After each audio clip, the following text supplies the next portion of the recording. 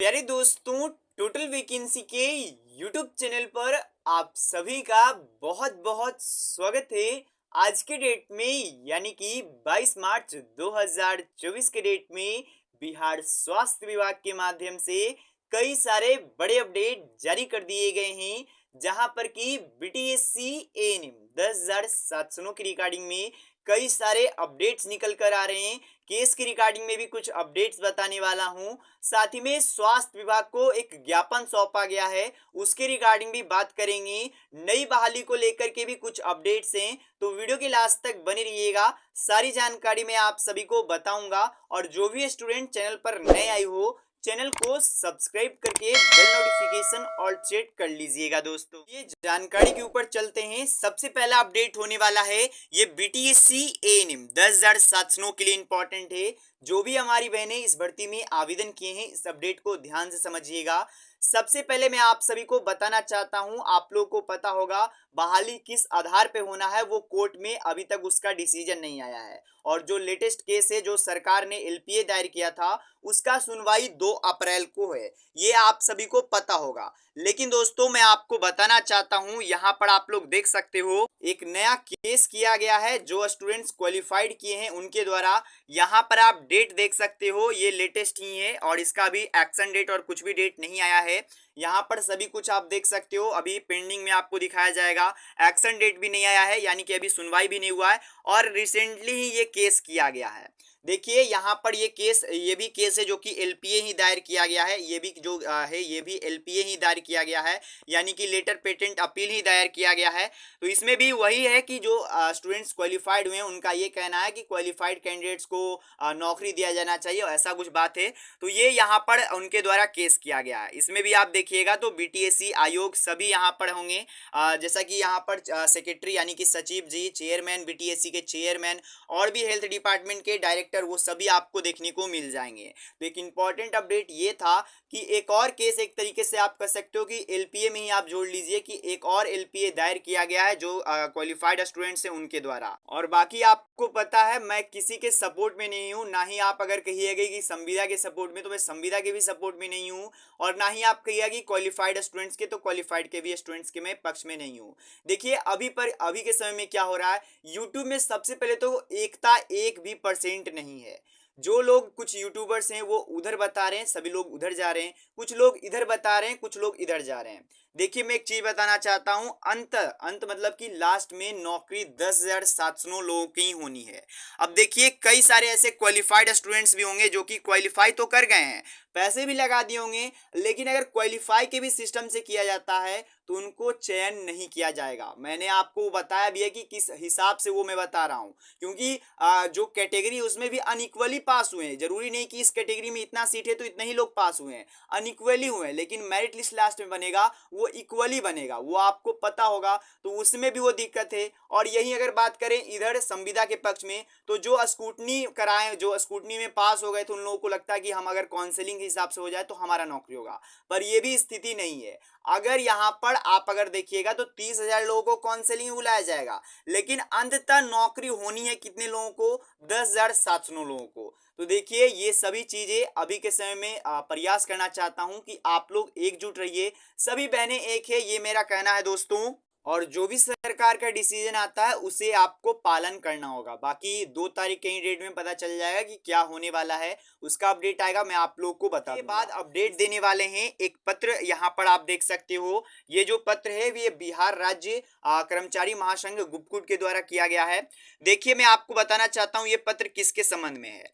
आपको पता होगा धरना प्रदर्शन हुआ था पटना के गर्दनी बाग में, 1 महीने से काफी ज्यादा समय तक यहाँ पर हमारी संविदा एनएम बहनें प्रदर्शन किए थे, और जो उनका जायज मांग है वो अपनी उन मांगों को किए थे कि हमें काउंसलिंग के आधार पे यहाँ पर तैनाती किया जाए। अचानक से जो आया था नियमावली, जिसमें कि जो संविदा एनएम थी वो सोची कि हम लोग प्रदर्शन से ही यहाँ पर बदलने की कोशिश करते हैं।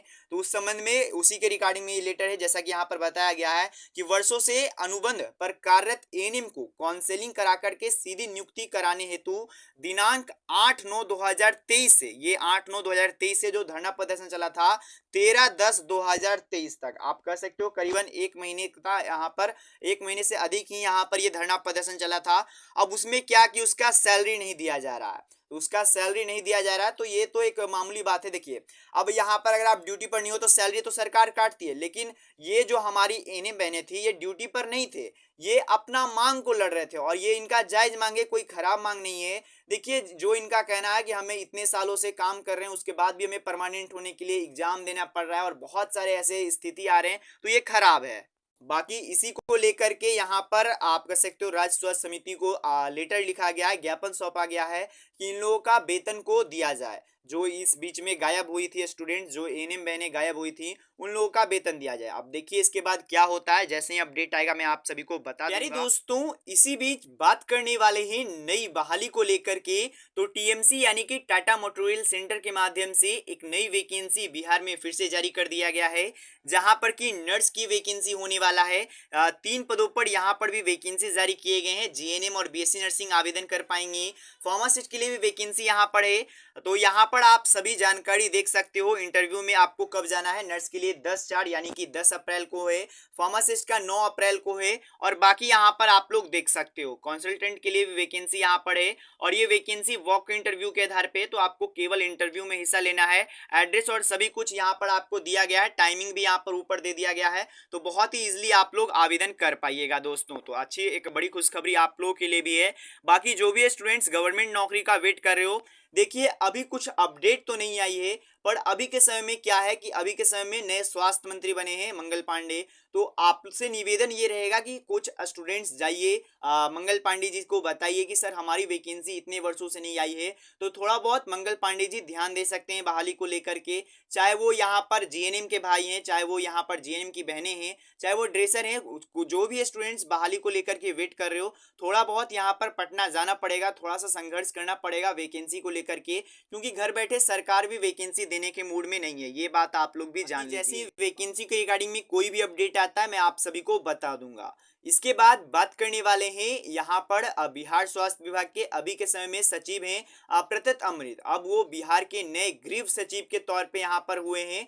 यहाँ पर आप लोग ये पूरा अपडेट पढ़ सकते हो। जो भी स्टूडेंट्स प्रत्यत अमृत को जानते थे, स्वास्थ्य विभाग के अपर मुख्य सचिव थे, तो उनके रिगार्डिंग में ये अपडेट है, उनका ट्रांसफर हुआ है, अब वो कोई और चीज के यहाँ पर सचिव बन चुके हैं, नए गृह सचिव बन चुके हैं, जिसके रिगार्डिंग में ये अपडेट है दोस्तों। इसके साथ ही ये भी आज की डेट में ये अपडेट निकल कर आ रहा है, होली में मरीज नहीं डॉक्टर्स को यहाँ पर एम्बुलेंस सेवा।